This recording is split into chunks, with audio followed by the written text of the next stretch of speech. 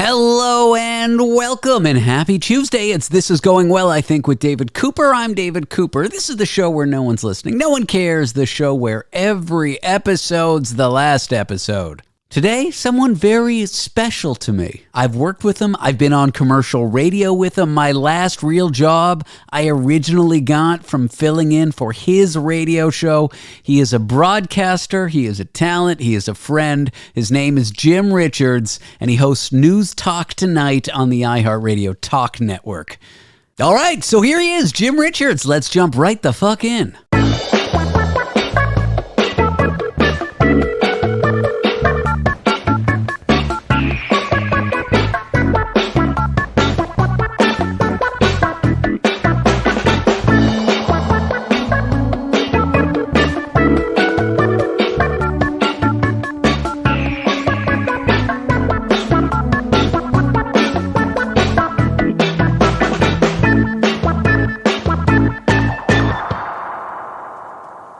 Can you hear me? Yeah, you handsome motherfucker. How you doing?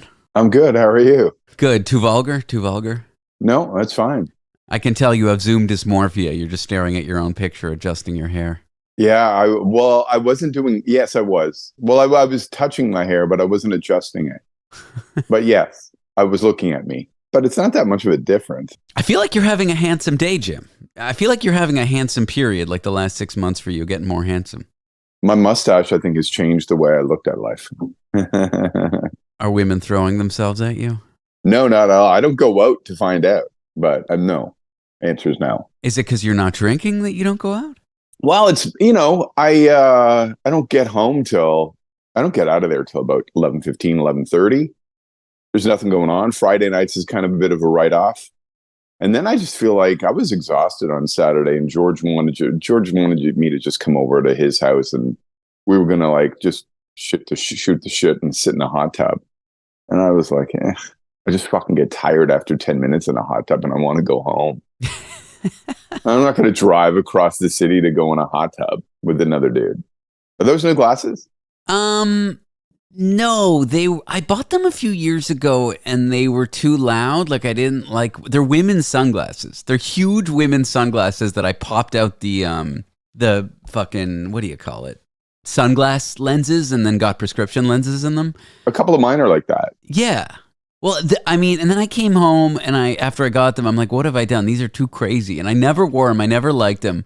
And then maybe 6 months ago, I'm like, you know what? They're not too crazy. And so I've been wearing them. They're not too crazy. I felt that way about I bought some huge ones too. They're, that I go to the cheap places. And so it's all when I buy the frames, I just see the frames. And then because I'm in the algorithm of being on that site, I get marketed. And I was like, oh, those are my frames. And it's like, they're all attractive black women wearing the frames that I've bought. Is that what you're going for that look, or for you trying to attract that demographic? That's, all of the above. Why, when I'm on your show, it doesn't feel like this? Right now, it feels like we're just shooting the shit. When I'm on your show, it feels like there's pressure to get some content, but it always feels like it's the last thing you get to, or the last thing your producer gets to.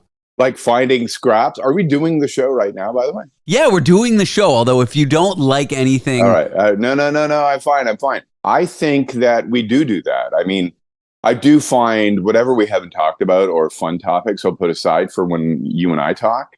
But sometimes it's like we've had some of the worst segments and some of the best segments. But when it doesn't work, it's just it's a nightmare. It's terrible. It's like I want to hide under a rock. But when it does, I think it's like probably some of the best stuff.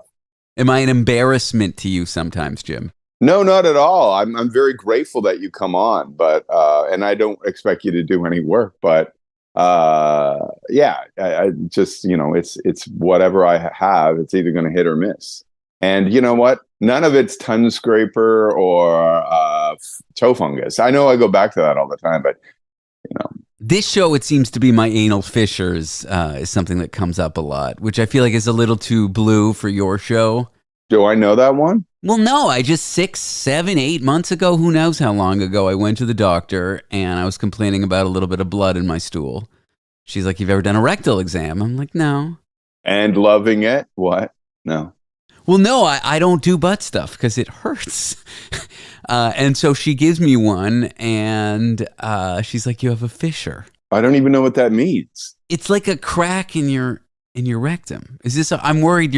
I'm always worried that you think I make you look bad. No, I don't. It doesn't bother me. We're not on the radio right now. It doesn't bother me. Yeah, but this will be out there with your name on it, and I'm always like, "Oh shit." Oh, I don't care. Okay. Do I care? Like what? Like you have a medical problem. It's my fissure. You have a medical problem. I do, and so and then I got tested for Crohn's and stuff, and and celiac and all that, but it hasn't healed, and so the treatment, which I've been avoiding doing, they sort of let it heal for 3 or 4 months, and if it doesn't, they inject. There's a few things they can try, but the first thing is they inject Botox into your butthole to try to get it to heal. Okay. Well, what part of this is really gross? Like I'm not grossed out by it at all. It sounds like a medical problem. I'm just saying that is something you're talking about toe scrapers and fungus, and I'm saying on this show it seems to be the anal fissure is the topic of conversation. Okay, and if people do not know, when David started doing the show with me, he was like, I could talk about toe fungus for hours. So we did it, and David went about 3 minutes. Same thing with tongue scrapers. Yeah, but that 3 minutes is good at any night. Okay, so is this painful or is it just troubling when and Oprah says we all have to look at her stool? Is it just troubling, like you're concerned? Is it something really bad, or if it's just like a painful thing to live with? It's a painful thing to live with, but it was very concerning when I first was worried about it because blood in your stool is terrifying. I later found out that if it's bright red, that's a good thing. It means it's like a fissure, a polyp, a hemorrhoid. It's near the outside. It's when it's like black or dark brown, it's blood from deep in your intestines. And so if you're like have an ulcer or cancer or something horrible, the blood is not bright red. This is what I learned. So bright red blood in your stool is probably fine. I'm not a doctor though. Okay. Why is it called a fissure? Because it's a crack, like, a fissure, like an earthquake when the earth ruptures. Oh, okay. Yeah, a fissure, it's a crack in your sphincter. Oh, it's not spelt like fisherman. No, Fissure, I think, fissure. Oh, okay. I didn't know. Okay, you were saying when I came on the show. Let's talk about that. 3 years ago? It would have been April of 2021. Must have been. It was in the middle. I know it was in the middle of, not in the middle of the pandemic. I know it was in the pandemic. Here's where I was coming at. I had just quit my job. I had been put in touch with your former boss, Mike. We can name him. Are you afraid to say his name? No, I'm not afraid to say his name at all. I have a good relationship with him. I am. No, I'm kidding. Well, I consider him a friend. I consider him a friend too. And I was just in talks with him to get a show on 1010 where you work. I don't know how he decided that. I had sent him a demo. I had met with him a few times. He gave me some really good advice. Before I quit my job, I said, look, you've hired people like me. How do I go from where I'm at to on the air? And his answer was, I don't know, which I loved because it showed that there is no like... It's an honest answer. Yeah, and it shows there's no like predetermined path. You don't go to journalism school and intern and this and that. Everyone who gets on the air, it's a different path. And even someone who's put people on the air doesn't know what the script is because there isn't one, which I kind of liked. And so we were in talks for me to be on overnights. And then Bell did a bunch of layoffs, and then they put you in that show. And then a few months later, Mike's like, why don't you just work with Jim? Which was a much better idea for me. Because at the time, I had no experience. If they had given me that show, I would have died. It would have been interesting, though. It would have been great. I'd be face down in the fucking East River. It was probably the Manhattan Bridge is where I jumped, because I love that bridge. If they had given me that show, because I did that show for a year, which I want to talk about. And that was after being on the air with you for like 6 months. Yeah. And really starting to learn what being on the air was.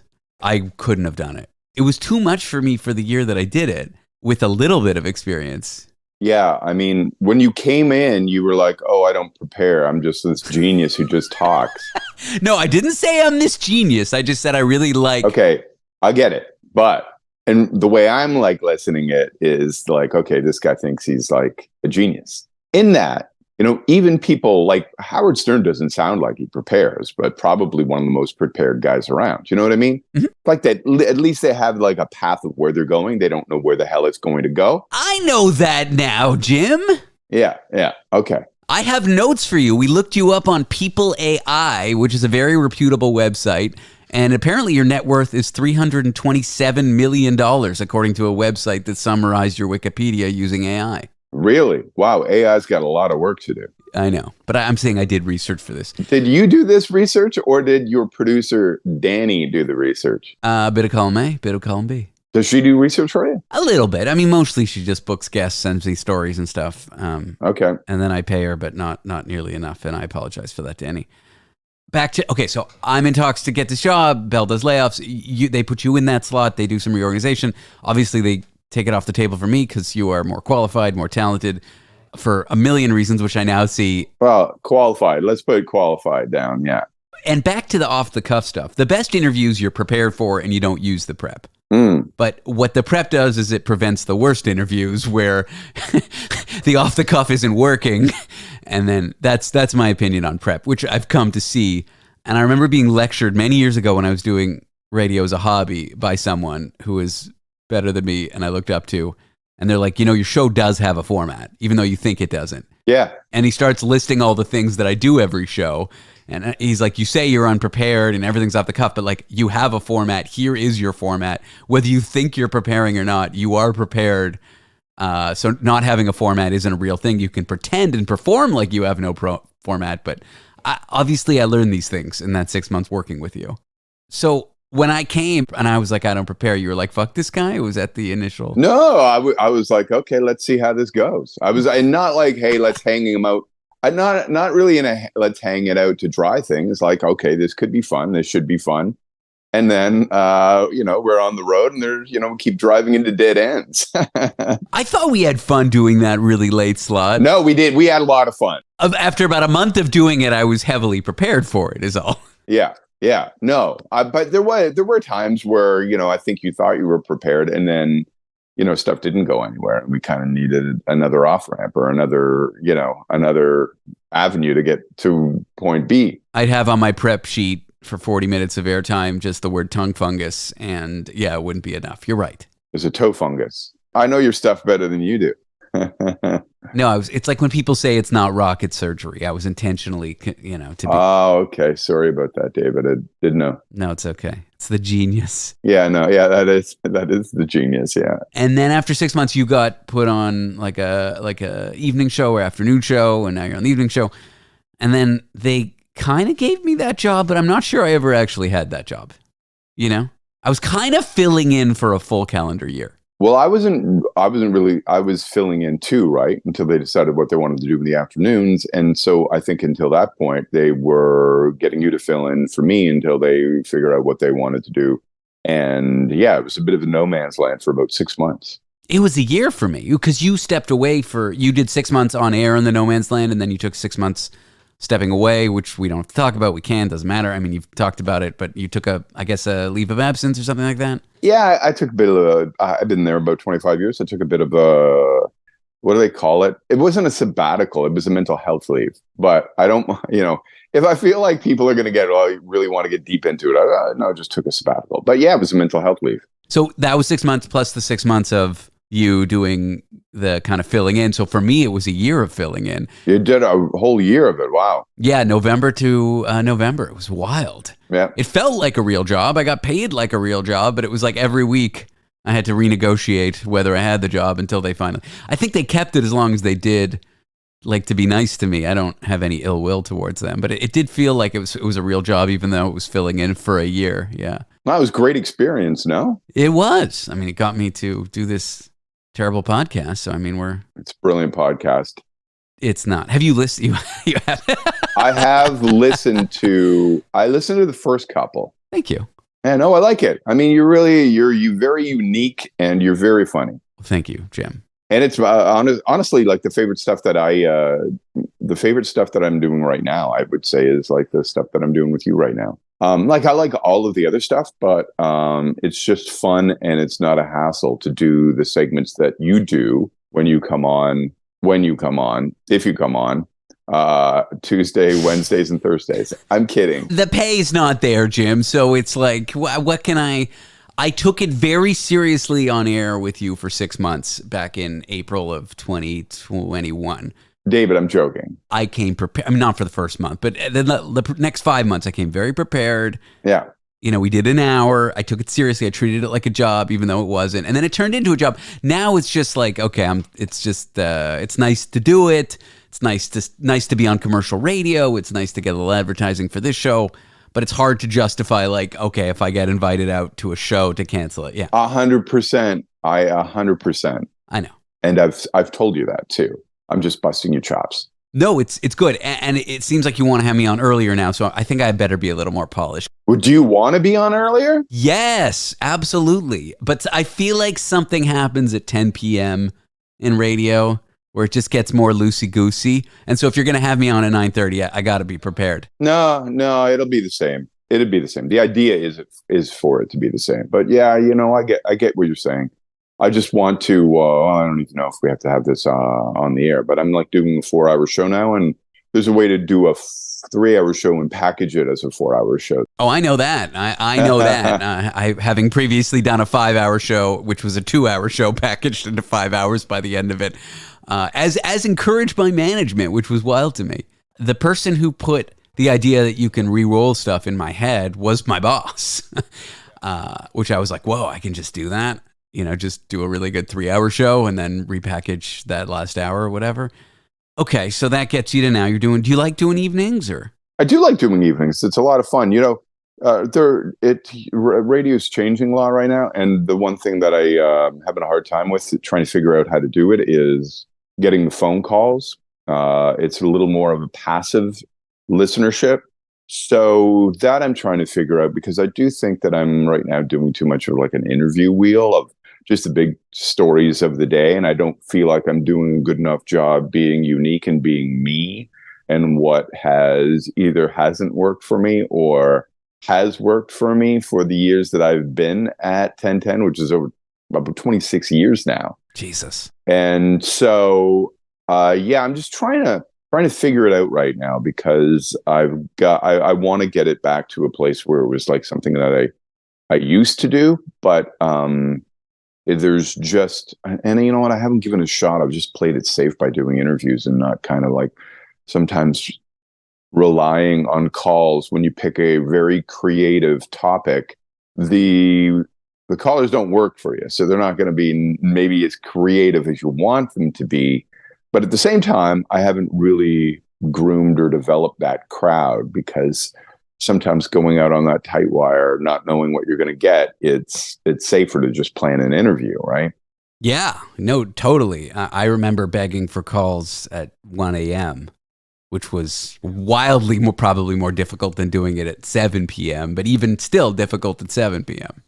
Yeah, so there's a responsibility I have to do, kind of like to do the news between 7 and 9, which we're trying to do. But I'd like to have a little bit more fun with it, and then maybe after 9 o'clock do some different stuff for about an hour, and have a little more fun in that time slot. Is there pressure to do the news between 7 to 9, or is that what you want to be doing, or a bit of both? It's a bit of the format. It's a bit of it is. I wouldn't call it pressure, but it is the format of what that show is supposed to be. It's called NEWSTALK Tonight. It's not called Screw Around Tonight. I mean, if they called me into the office and said, listen, I think it's going to be Screw Around Tonight, I think that's what we're going to do, I would be like, okay, I can do that. But it is called NEWSTALK Tonight. So yeah, we want to kind of sum up the day's news and get to some of the the bigger stories and explain a bit of how the world is working to people, and then we want to move on and have some fun. To the offbeat. Well, you could do 7 to 8, hardcore news, 8 to 9, offbeat, like John Oliver style, Daily Show style, and then 9 to 10 is when the wackadoodle stuff and me come out. Yeah, exactly. That's what we'd like to start to do. So we're doing it differently this week, where, some of the producers are starting a little earlier, so they can get out a little earlier. I don't know how much exciting this is for anybody else, but yes. No, I mean, you're exciting. I owe me sitting right here, which I know is a joke in and of itself, but I know everything I've done in the last 3 years You've played a huge role, either working with me directly, rooting for me from the sidelines, me learning from you, me getting advice from you. So I don't know, your career is interesting to me. Well, no, I'm sure there's a couple of people there, George and Mike probably as well, and Jeff and that stuff. But I'm a huge fan. I wouldn't have you on 3 nights a week if I wasn't. So Thank you. also, I got to be honest with you. I'm very selfish when I have you on because I do have a lot of fun when I have you on. So Thank you. it's a blast for me to, and I know I'm always busting your chops, but I think you like that too, but it is a blast for me to have you on. Yeah. No, I do. I mean, this show is called This Is Going Well, comma, I think, I mean, it's built into the shtick, the vibe, but I like messing around. I like when people insult me. I remember, I don't know why, but this one person used to text into my show, this show I was filling in for a year at 1010. And he used to be like, why is David Spade sounding Jewish and not funny tonight? They just kept on making creative insults about how I sounded like David Spade, which I kind of see, I guess. But I feel like my voice has more dynamics than him. Yeah, I guess you've got that a lot. And it had to be pointed out to me. No, maybe I did hear it initially, but yeah. And were you kind of internalizing, is this guy joking or is this guy serious? I like when people are mean and joking. Like there was this one guy, Robin Lachine. Does he still text your show every now and again? I think he does, yeah. Yeah, he was so mean, but it was like funny. You could tell it was like loving, Okay, that's good. And that he was listening. I never took the mean stuff to heart because it's like, okay, you tuned into the whole thing. And you're saying mean shit about the play-by-play for what just happened in the last 10 minutes and why you didn't like it. You were an active listener, dude. You're like, if we're selling ads based on the number of listeners, you're like, we're making money off you. You are engaged. It's hard to be angry when people are engaged. For me, it hurts more when no one is texting. Yeah. I hear you on that. I don't know if you're the same, or does the mean stuff ever get to you? No. What happens? Yes. No. When I know it's funny and I know it's well intended, it doesn't bother me at all. But sometimes when, I don't want to sound mean about the mean stuff, but like sometimes if I'm talking about something political or something like that and somebody's mean, I'm like, okay, who is the person right now who would disagree with what I just said? Do you know what I mean? Like, who is that person, and why would I care about that person? Why would I give that person any energy if it's something like, I don't know, LGBTQ rights or something like that, and somebody's coming at me because of it? I'm like, who am I arguing with? Why would I want to give that person any time? Or if it's like, I don't know, Black Lives Matter or something like that, and they're coming at me about something I said, I'm like, okay, what? Or Trump. Like, I get a lot of stuff about Trump, even though I don't talk about Trump that much anymore. You get really hateful stuff, and then you're like, okay, who is that person? Like why would you give that person any credibility or any power? And you know what? In any part of life, why would you, like, if you really, the truth is that if you're really into what you're doing and you really believe you're on the right path, like that, you wouldn't listen to anybody. Sometimes that's hard, but yeah, that's where your mindset should be. I do worry, this is what my therapist tells me, that I like intellectually know something. Like I hear you intellectually saying, why would I care about that? Here are the reasons. But then there's like the thing underneath it, which is like, oh, I'm not saying you do, but it could be you actually do care. It does bother you. Well, yeah. It depends, right? If you're having a good day, and I think everybody might know what I'm talking about. If you're having a good day where you're like, mental health is really great and you're in a groove, you don't give a shit about what anybody says. Excuse my language, David. But if you're having like a day where you're like, where your confidence isn't there or something like that, and then you start getting that stuff like that, I think that's just human, that it would bug you. But I always try to stand back and go, okay, who is the person who is disagreeing with, let's have some empathy for somebody, right? Mm-hmm. Who is that person, and why do you ultimately care? But yeah, you're right. I mean, depending, one day somebody could say one thing to me, and the next day somebody could say, hey, how you doing? And I could be like, yeah, what do you mean by that? Hey, have a nice day. Oh, what do you mean by that? For me, it's like I can't control my initial response to these things. but I can control how much I engage with that response. So like, I don't let myself dwell on it. I read it, it hurts. Did you have to get to that place? I mean, that's through a lot of therapy. That's through that trigger of like, okay, I had a bad impulse. I responded to something badly that I shouldn't. I let somebody occupy space in my head who I shouldn't because they're a piece of shit. Or like they just hate liberals. And so I said something that indicated I was a liberal. So it was just, they were trying to make a dig at me and my beliefs, but not, they don't really like or dislike me. They don't really care about me. They just hate people who like gay people or, you know, that kind of stuff like you're saying. I don't think we have a choice for like the impulse, but I do think we have a choice how much we engage with it.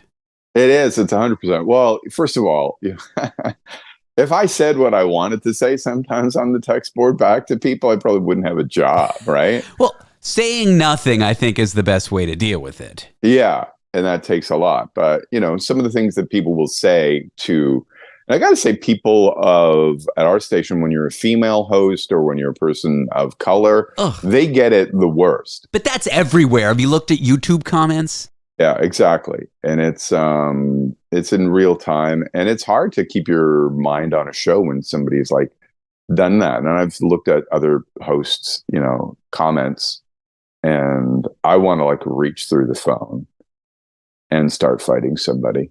Of course. But that's the reaction they want. If you respond and say, you fuckhead, like that's going to give them joy. It's sure. They're lonely, small, little, like who fucking texts a radio station racist, homophobic, anti-women stuff? Like it's insane. Like who is sitting at their phone doing that? Yeah, exactly. I got to say that sometimes I'm like at home or I'm in the car and like I'm listening to the station and Jerry's on, and I will text the station and I will text him something. Like it's not mean or anything, but I'll just disagree with him.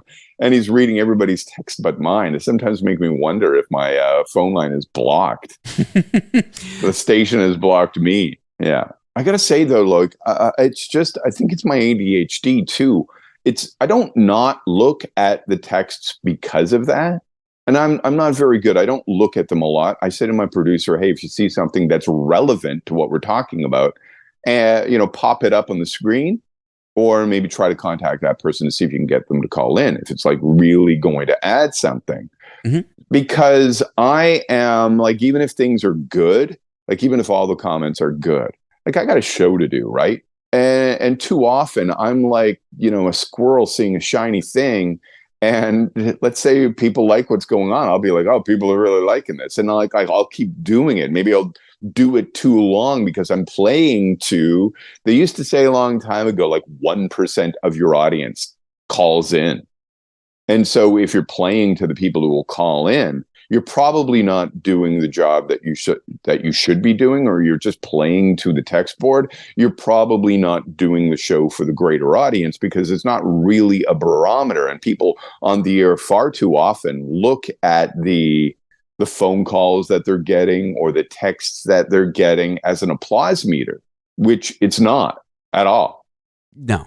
Well, if what you're trying to do is get an opinion on a current event, on like a real structured topic, I agree that you're only playing to that 1%. But if what you're trying to do really is showcase the phone call interactions and do something weird, deep, fun, I think it shifts a bit where the content can be more about, like if you do a real wacky topic where people are saying things that push their own boundaries, like maybe sex stuff, maybe weird stuff that they've never talked. I think there is a way where the topic is those conversations, even though it's the 1% of people calling in. But when it's like, here's what happened in Parliament, here's what happened in Congress, what's your opinion? Yeah, I agree. That's like, you're not engaging. You're not engaging that 99%. Well, most of the comments on that are, it's amazing that I will get liberal people hating on me because I don't like Justin Trudeau. And I'll also get conservative people hating on me because I don't like Pierre Poilievre.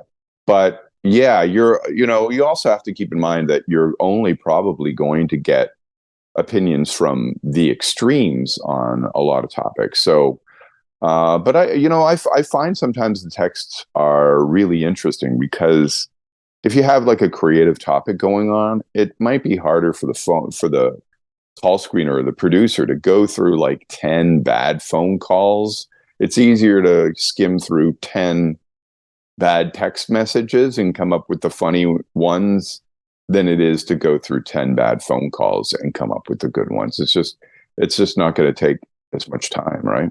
Agreed. But if what you're trying to do is get a political opinion, to me, those phone calls suck. Like, yeah. And when I listen to them, it's other hosts doing them. It's like the hosts either just talk over the people, or the people are not really weighing in. They got some agenda. They really care about something to the point where they're willing to to call in, not because they necessarily have an interesting opinion. It's pretty rare that I've heard a political commentary phone-in segment where it goes well. Yeah, I think people would rather hear, with due respect to Joe in Scarborough, they'd rather hear from the expert than, caller 3, Joe in Scarborough, and, Larry. Fucking Joe. Fuck that guy. Do that. So back to the mean stuff. Is there stuff that gets to you, or is it like if you're just in a shit mood that day, it can be little things? I think it's just a shit mood. Yeah, if you're in a shit mood, I think almost anything can get to you. When I'm in a shit mood and I perform, I think the performance is terrible. I think the interview's terrible. I think whatever I did is terrible. And then when I'm in a great mood and I record or I do live work, I think it's fucking amazing. I think it's gold. I think it's like... Are you right, though? Never. Never. And so I wonder, do you ever listen back? Like you had the shittiest day and someone said some small comment. Maybe you didn't even address it, but that comment, you couldn't even get it out of your head and you're fixated on it. Dude, I hate listening.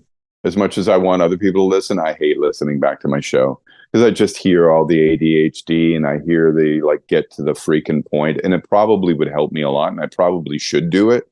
But I know that I can somebody could tell a 30-second story and I can tell it in about 5 minutes. Well, sometimes you need to do that because you've got to fill the fucking time. Every single detail in there. Yeah, no, but sometimes I'm just setting up an interview. And I will say the interview setup will be 7 minutes and the interview will be 3 minutes. I've been on the air with you when that happens, where I'm like, I tell you I want to say something and you set it up. And then by the time I really get into what I want to say, there's the break coming at us. Is that right? It's happened. Sorry, is this one little comment that's going to set you up?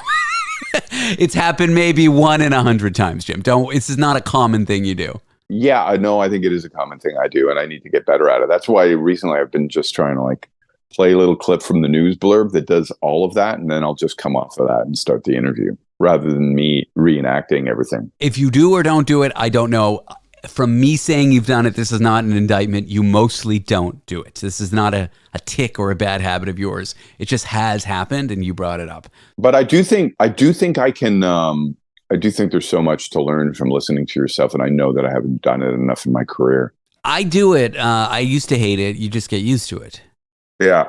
I'm surprised you haven't called me out for using a toothpick in this interview yet. No, if there's grit in your teeth, I don't want to talk to you when there's disgusting shit in your teeth. Get that shit out of your teeth. This interview deserves better than dirty teeth, Jim. I am glad you're using your fucking toothpick. It's this gelled one. It's not like these gelled ones? They're great. Yeah, the soft picks, the gum soft picks, dude. I use those because I have a dental retainer thing and I can't get in there with the floss. Well, they say that you're supposed to floss and use these things. I just use these things. I don't know. What is the flossing going to do that these things don't do? It breaks the bond between the teeth, disrupts the bacteria that's growing between the teeth. Look at my teeth. I got so much room between the teeth. Yeah, but that's just your front teeth. What about those back molars, Jim? They're still pretty close. Anyway, what were we talking about before I started? One little thing setting us off. Oh no! No. Let me set it up. I want to get back. I had a point I wanted to get to. See, I don't do this enough on your show. Just scream at you, but I guess it's your show, so you're in charge. Please do. It's having the shit feeling inside, where the little thing sets you off, and you feel like you can't even focus, but you do the work anyway. I mean, you might not even address the little thing. You get through the interview. You get through the segment. For me, you get through the podcast. Get through the interaction. But in your head, you're like, this was the worst thing I ever did. I can't believe that went out. And then you listen back to it, or you're in total flow mode. Everything's easy. Everything's great. Everything's off script. But for me, when I listen back to those two things, how I felt about it has very little correlation to how it was. And so listening really helps me figure out. There are interviews where I'm like, wow, that was actually okay. I thought I shouldn't even put this out there, but it actually was kind of insightful. And then there's things where I think they're so amazing, I want to make an Instagram. I want to this is my new demo. And then I listen to it. I'm like, oh, that went fucking nowhere. And it's only through listening do I realize that. And I guess my question for you is going to be, have you had that experience, but you're telling me you don't listen enough to your shit? That's what we were talking about. Yeah, no, I don't listen. I do know that there are times where I'd be like, "Oh man, clip that for me because I want to clip something out of that, make it a promo." And then I get it, and I'm listening back, and I go, "What the hell did I think was so fucking great about this?" And it just goes on, and it's meandering, and it's me not coming to a point. So yeah, but there are. But I think the other thing that I was going to say about yeah, it drives me crazy listening because I know that I and ah a lot, and I just seem to pick those segments where I and ah the hell out of my whatever. But I've done recently, I've done things where I'm like, what the fuck was that? Because I do a weekly Ask Anything, and we were kind of running out of really unique professions and or hobbies. And I did, and I hope this guy contacted me and he said he's the guy who works on the side of the road late at night. I was like, okay, maybe there's not funny stories of drunk drivers hitting them, but maybe there's all sorts of crazy people you meet out on the road late at night and things you find on the side of the road and all sorts of different things. And it was just the worst interview. We had nothing to say, and there was no stories. And I did the same one with Ask a Plumber Anything. I thought there would be all sorts of great different, stuff that you would find that people tried to flush down the toilet, different things that you'd find in clogs or rings or items of clothing that people tried to flush. And there was none of that either. It's like, Jesus. And but most of the times when I've had I've recently had some really gone on the air in such a bad mood because things may have happened. It's almost after a while that I feel especially, when I was depressed, I'm thinking about 15, maybe even 20 years ago, I was I didn't even know what anxiety was. And I remember driving to the station, just crying and not knowing why, not knowing what the hell it was. And I remembered in that time, it's and it's true. Everybody's like, well, why aren't you funny? And I was like, I don't even know that I ever was funny. Let's say if people thought I was funny. I think you're funny. I just remembered that you do something long enough and you have those reps that it's like working on an assembly line. Mm-hmm. And I was programming, topic, outrage, phone calls, next topic, outrage, phone calls with no personality. And I'm not really even there. So yeah, I've had that before. I wonder if you listened back to those versus the times where you felt like you were in a good space, if they'd sound terribly different. Because you say it's got this assembly line vibe. So the days where you're doing shit and the days where you're doing great, is it really that much different, the output, the product? Yeah, I think so. Ultimately, I get the point of, hey, you thought that was great, and then you listen to it, and then you're like, eh, or you thought that was awful, and you listen to it, and you go, oh, it was better than I thought. I get that, and I do think it's true, but I think overall, when you know that you shit the bed, you probably it's like 5 out of 5 Amber Heards, She shit the bed. That's my point. Yeah. No, I got that. She shat the bed. That's the past tense.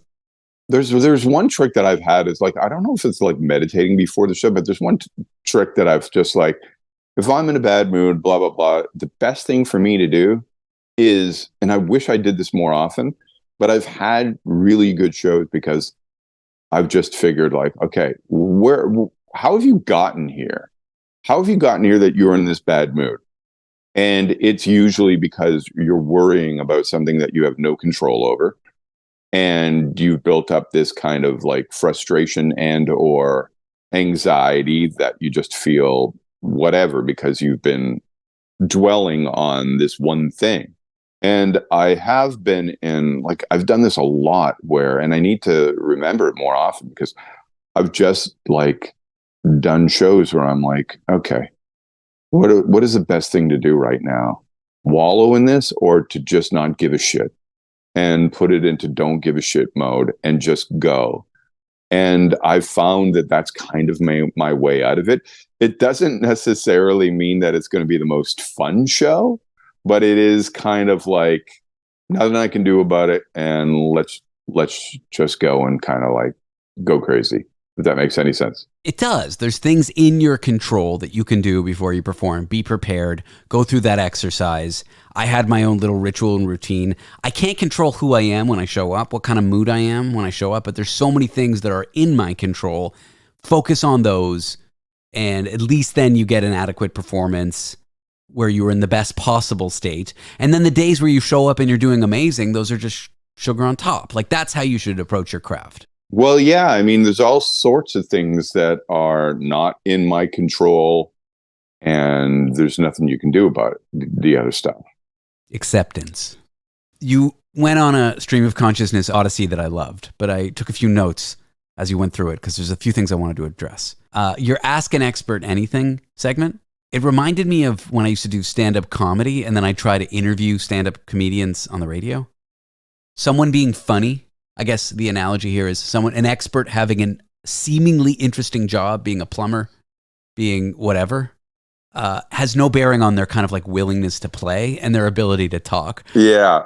You could have the worst comedian. You can have someone with the most boring job, an accountant, who could be fucking phenomenal on your show. And then you could have someone who like does the wildest thing. I'm trying to think of a job that would have wild experiences.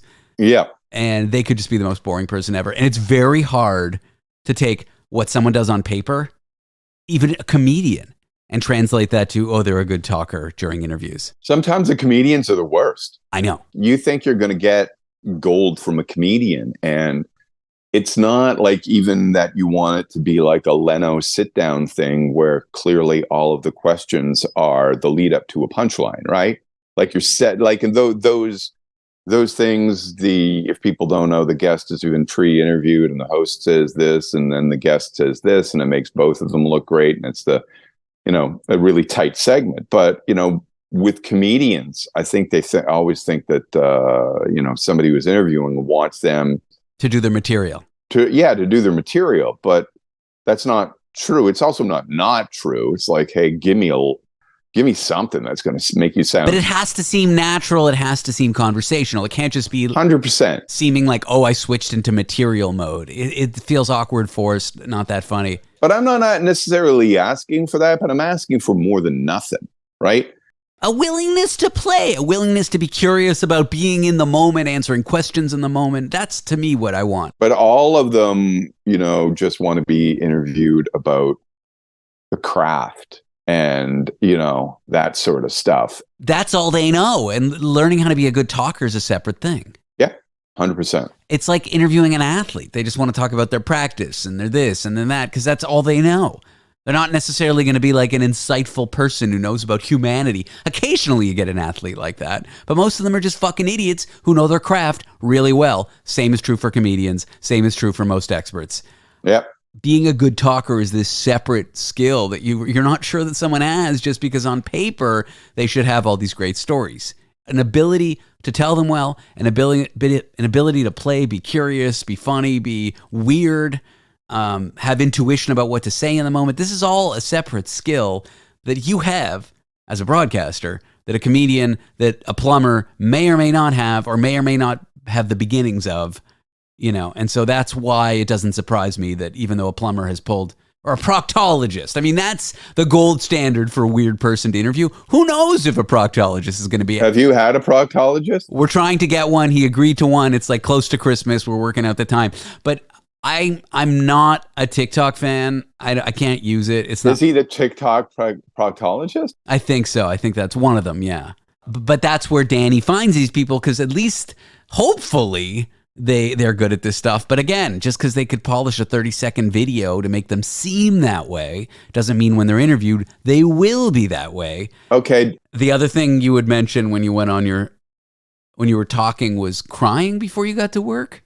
Oh, yeah. That was a long time ago. I was just struck by that because ostensibly when I was doing that nebulous job that I both had and didn't have, the Schrodinger's job of radio jobs that I had, I was supposed to be the happiest I'd ever been. This was my dream job. I was doing it, blah, blah, blah. Well, you were exhausted. But I was because it was 4 hours a day, I was so physically and mentally exhausted. Plus, I had bad sleep habits. I'd get off at 4 a.m. and I'd be on my phone until 6. And then I'd get up at noon and start working again. I'd be underslept, overworked. And I'd wake up in tears, like maybe once every 2 weeks. And my girlfriend Miranda was really worried about me. And then I was just like it was like out of a movie. You see this in a movie sometimes. Someone just like cries. Is it because you were exhausted, or? The job was too much, and yet I was unwilling to leave it because it was what I wanted to be doing. I felt like I was on the right track. I felt like I was getting good experience, which I was. And I loved it. It was just too much of what I loved. And I didn't know how to deal with that. And in the last few months, my boss said, okay, you can re-roll stuff. You can re-air 30 minutes of the show at the end. So instead of a 4-hour show, it's a 3.5-hour show. It started becoming a little bit easier towards the end. So less mornings with tears, but I would just wake up feeling like I had a mountain to climb every day. And I had no idea how I was going to climb it. No, I know that feeling. Yeah. And then, it was relentless. At midnight, the mic turns on, and you have to do it. And then somehow you get to midnight with a show prepared. You know what's funny though? When I was doing that show, it was so much work, and I was like, I never left the house. But there were times where I'm like, screw it, somebody's birthday. I'd go out, I'd get back at like 10 to 11, not knowing what the hell I was going to do because you go on at midnight. And some of those shows just worked out fine as well. Sure. But you've been in this for 30 plus years. At this time, I'm in this for 30 plus weeks, Yeah. So I was unwilling to do that. If I got a job like that now, I would be willing to. But yeah, it was just all of that emotional journey and then this massive relief at 4 a.m. when the show was over. Did you know what was going on? I'm not sure what that question means. Well, I mean, just like for me, when I was getting it, I guess it was anxiety or depression. Clearly it was. But I didn't know anything about anxiety. And so that sounds stupid, but I didn't know what anxiety felt like. I know I'd heard people talk about it, but I didn't know that what I had was that. And so there were times where I would go across the street to the bar and I would pound back 2 pints before I went on the air. And like if I was on the air at 2:00, I would go across the street and I would, pound back 2 pints at 1:45 in the afternoon. And like that wasn't a lot. That was probably happened a handful of times. But that was how I was dealing with this anxiety that I didn't know what the hell it was. Now I understand your question. It's where your and my paths diverge. I've been in therapy. I've seen a psychiatrist at least once a week for years at a time, twice a week. I'm medicated for like clinical anxiety. So I did know what it was in terms of that, but I think it was just emotional exhaustion. And at the beginning of the journey, every morning when I woke up, when I had to start working again, it felt like, how am I going to get through the day? I'm doing what I love. I'm worried at every turn I'm going to lose my job. I'm going to do something wrong. Am I good enough to do this? Can I do this? Can I get through the day? Can I get through the night? Am I going to fuck up these interviews? Am I going to know what to say? Is a segment going to start and I'm going to get panicked because I have no idea how to get through it? And I've got 10 minutes until the next commercial. And then I do it all again. I think just at the beginning of the day when I was faced with that, having been underslept from the day before, it just felt so fucking overwhelming that the response was like, my body kind of rejecting it, crying a bit, and then just getting it together. And yeah, I don't know if it was quite anxiety, but obviously that was a huge part of it. Yeah. Does that answer the question? I don't know. Does answer the question. Yeah, I got to say, like, everybody's like, oh, that guy cried on the air. Every time it's been like I've been kind of in that kind of groove in that, I don't know if it's called depression or anxiety or whatever, but that's when I cry. Because there are other times where I'm listening, where I've been in the same situation. Everybody's like, oh, I thought you were going to cry, but I wasn't in that kind of spot where the emotional thing didn't really kind of like rip me apart. I've cried on the air once, but I don't think the listeners knew. Is that because the segment didn't go well? No, a caller made me cry. I had just been informed I was going to lose the job in 2 weeks. And this woman called and said that like she was lonely and the show kept her company Mm. And I think we were talking about loss or something. And so she was talking about her husband died, and because I had just lost someone in my family, and I did a segment about like the positive things about the people we've lost. And she just really simply thanked us for being on the air and keeping her company. And I just started to cry, and I just let her talk. I kind of choked up a bit and went to the next call. That is pretty powerful. Mm-hmm. Yeah. How much did you pay that person to call in? Yeah, it was $300. A lot of money. Most of the money I made for the night. Okay, there's two things I want to talk to you before you go, because I want to be respectful of your time. We've been here about an hour.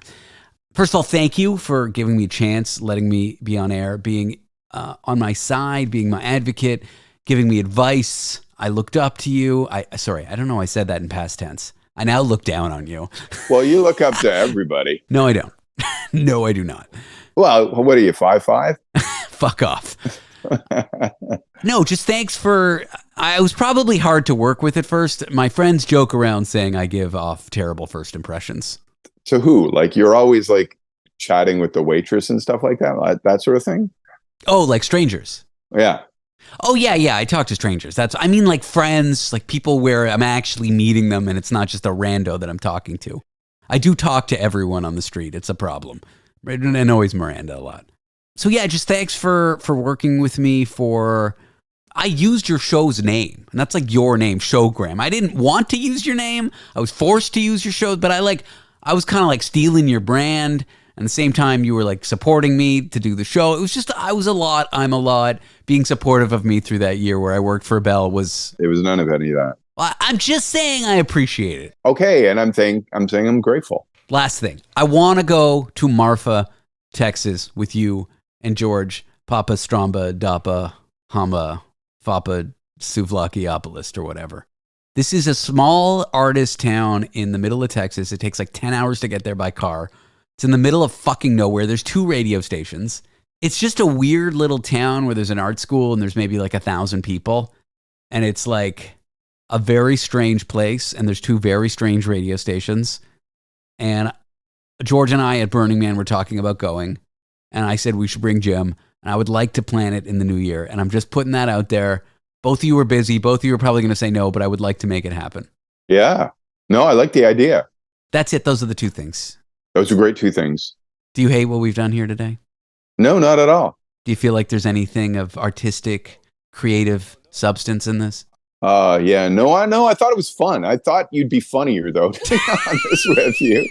I thought we were going to be joking and not necessarily be talking about serious kind of stuff, but maybe you'll have me on again and we'll wait again for you to be funny. No, you're funny, David. I couldn't think of much funny, stupid shit to do. I did want to get serious with you. There's things I wanted to say to you, Jim. Did you ever think of putting your show on YouTube? Is it on YouTube? No, I should start because I don't record the video stream. But I should. That's what everyone tells me. Yeah, well, I'm glad I put a shirt on. I almost didn't have a shirt on for the whole thing. I mean, I could take my shirt off. I'm wearing a sweater. And no shirt underneath it? No, it's itchy. What about the BO? I don't know. It's a new sweater. I have just had a shower. I put some deodorant on. All right. Now you're going to have deodorant stained in an outer garment. Probably. Yeah. Terrible. All right. How does this end? Is there a song? There will be. I'm not going to play it right now. I'll cut it with a song, but yes. This is the one that the guy made for you? Yeah. It's a great song, huh? It is great. Yeah. Do you want to set up the song and then the episode will just end and it will play? Oh, here's the song. You've been listening to David Cooper. No, you've been listening to This Is Going Well, I think, with David Cooper.